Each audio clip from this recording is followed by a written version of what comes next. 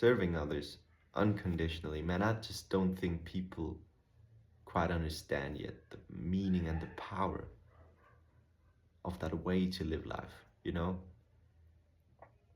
I mean, as a collective, we're just not there yet.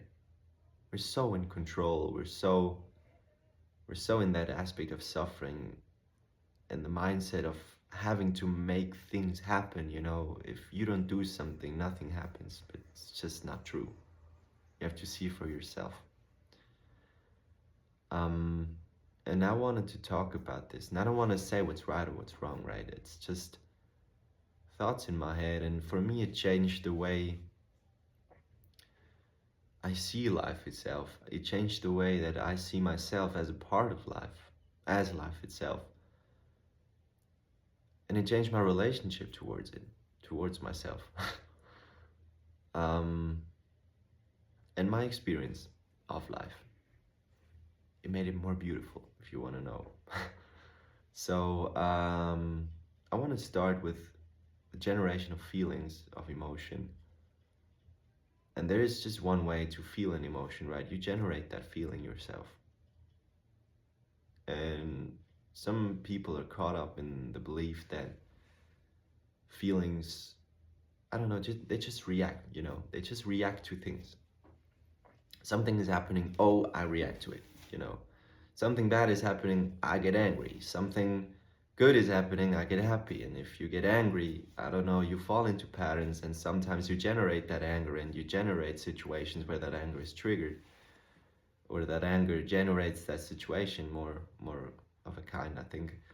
Um, and if there's a positive feeling, and because you're caught up in that mindset that the outside world, I don't know, your state of being is dependent on the outside world, you know. And if you feel good, if there's a trigger on the outside and you get validated by someone, for example, validation, like whenever there's an emotion with pressure, it's just a pattern. You can just let go of that. It's just bullshit. But you have to see for yourself, once again, um, and see what kind of patterns you have within yourself, what kind of personality you have, what you can let go of in order to get to that point where you just don't have that kind of self, that sense of self anymore that you used to have, that created all this suffering in your life, you know. And where was I? Ah, yeah. When there's something positive happening on the outside, you might, and you think and you believe that everything within yourself is dependent on the outside and not the other way around, you get addicted to that feeling, you know. And you think there is an outside event needed, this exact outside event that triggers that feeling in that way, and you chase it. But you cannot chase something that is already within you, and you generate the feeling. So chasing never ends up in happiness, it always ends up in suffering, because you expect things, you chase things, and you're never getting there because it's already here. I know, it's always the same thing, you know. I've lived through that over and over and over and over again.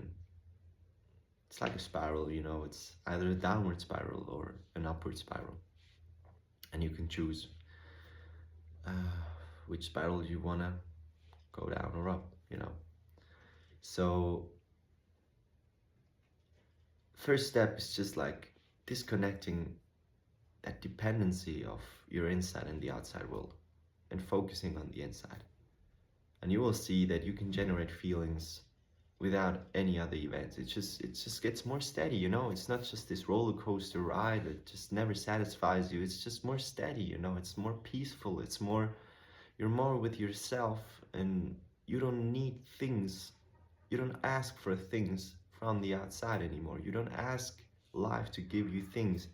You don't ask life to stop being so rude to you. You just stop, you know. You just stop for once. And that's where the whole paradigm just like switches around and just quite gets you off guard, you know, and shows you how beautiful it actually might be if you stop asking things from life, because you're alive yourself. You can let things happen through you. You don't have to make things happen. You don't have to think. You always have to do something.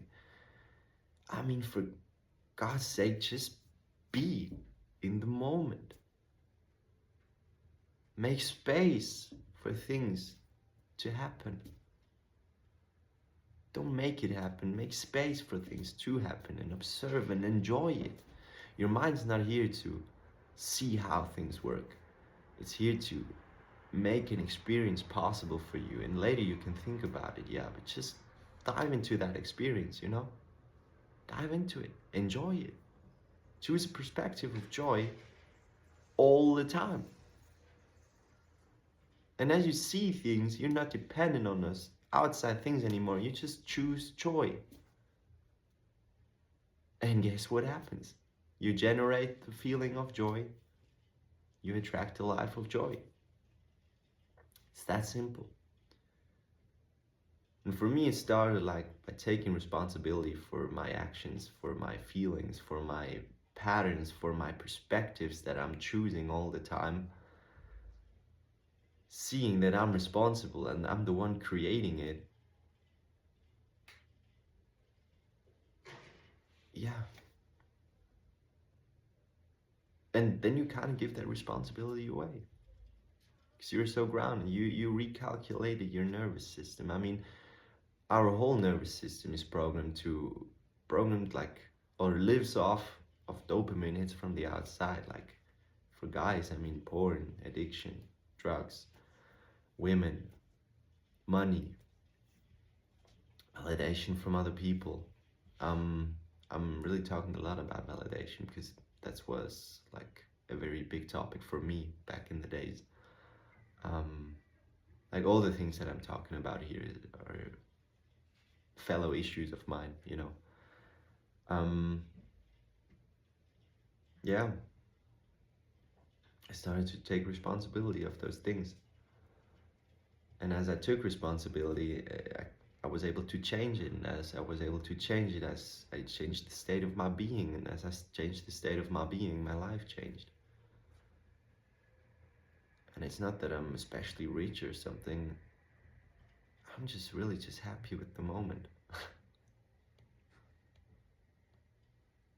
And I mean, that was the biggest gift that I gave myself. And it wasn't something I gave to myself, it was something that I was. I just chose the perspective.